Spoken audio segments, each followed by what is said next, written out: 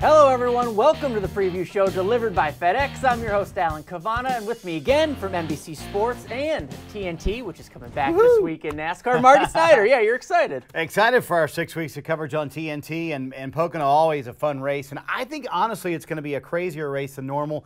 Restarts, I think these cars have a little bit more drag. I think it's going to be a little bit more like Fontana than it's been like Pocono in the past. It's going to be a fun race. Yeah, and not even 2 weeks ago, Marty, Jimmie Johnson had 0 wins. People were wondering when he would ever win. Not even 2 weeks later, he is the leader in the Sprint Cup Series chase grid, and he could probably win this weekend. What's been the switch? I mean, has it been Chad Knaus and Jimmie Johnson hitting on something? Why has this happened in the last 2 weeks? Well, and I think they've found little things in a lot of areas, as Chad Knaus has said, but Chad has also been very clear that the 48 team needs to get a little bit better. To that end, they're testing at New Hampshire this week. They do need to get a little bit better, and they're still a little bit behind in a lot of areas speed-wise. You know, I think at Dover, had it not been for Kevin Harvick having his issues and Kyle Busch having his issues, it wouldn't have been such a dominant win for Jimmie Johnson, but clearly they're a lot better. Yes, they can make it 3 in a row. After all, Jimmie Johnson has the best average finish of all active drivers at Pocono at 8.8. He's the defending winner of this race. They could very easily make it 3 in a row.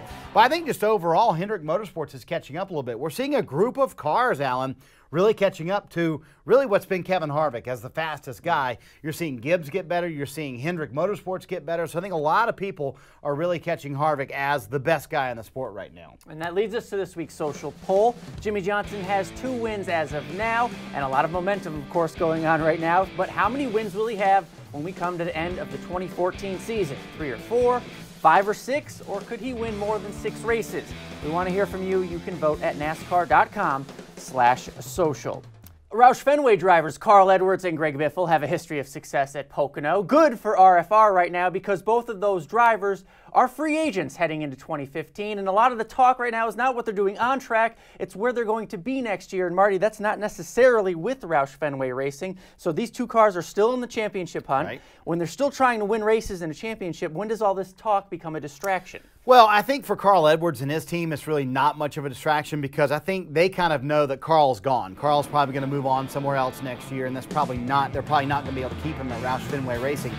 The Greg Biffle situation is much more of a question mark, and in my opinion, much more of a distraction because for a while, he was going to stay, then he was going to leave. Now it looks like he might stay again, so it really matters what happens with Biffle about how much that's a distraction because when the question mark is really there, that's when the team starts to go, well, what's going to happen? Are we moving forward as a team? Are we not moving forward as a team? When you know someone's leaving, then you kind of can move forward and say, okay, we're going to try and win the championship this year, do the best we can.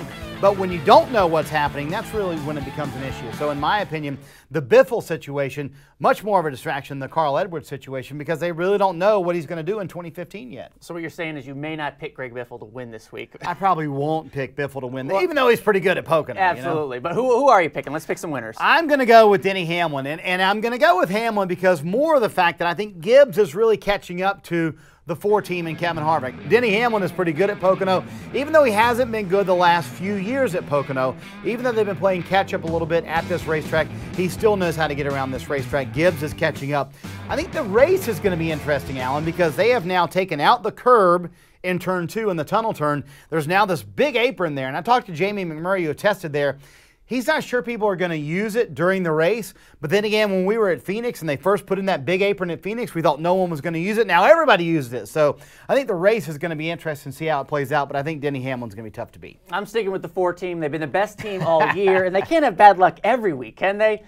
Maybe not. Let's hope not. Kevin Harvick's been fast, and it's hard to pick against the Hendrick Motorsports engines right now. They've won 4 straight if you include the All-Star race. So when you have a track where you need that top-end speed, I think Kevin Harvick and those guys are the type to do it. And Rodney Childers, he likes that track. He almost won it as a crew chief a few years ago, and I think they can go out and do it finally. No more bad luck for the 4 team. He's going to win. Hard to deny that speed. I mean, and people are still trying to catch them. And again, if they wouldn't have their issues at Dover, maybe he would be the winner. Marty, always good to talk to you. Back when TNT is back, we also have Race Buddy on NASCAR.com, so log on and watch that. Thank you for joining us, Marty, and thank you for watching the preview show delivered by FedEx.